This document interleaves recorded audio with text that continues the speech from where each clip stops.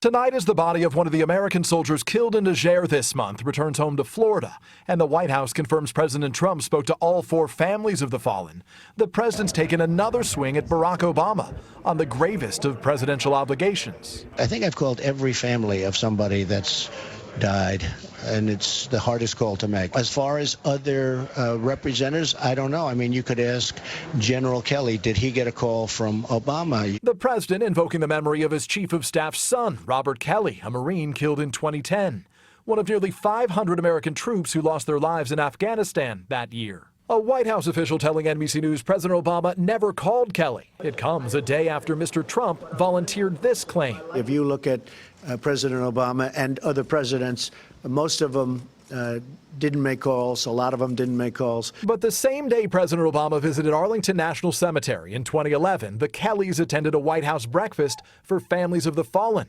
And according to a person familiar with the gathering, the Kelly family sat at then First Lady Michelle Obama's table. Kelly has gone to great lengths not to allow his son's death to be singled out. Today, noticeably absent from the president's Rose Garden news conference. Meanwhile, President Trump is fiercely responding to criticism from another war hero, John McCain. I'm being very nice. I think that's very nice. But at some point, I fight back, and it won't be pretty. That threat following this veiled swipe Monday night. Some half-baked, spurious nationalism cooked up by people who would rather find scapegoats than solve problems is as unpatriotic as an attachment to any other tired dogma of the past. McCain today not blaming the president, but a broken system. It's a reversion to the 1930s, the isolationism that brought on World War II. And Peter joining us live now. Peter, it also appears there's some movement on negotiations over health care today. What can you tell us about that? Yeah, Lester, that's right. This is a bipartisan deal that's been reached on Capitol Hill that would save the Obamacare subsidy payments that President Trump canceled just last week.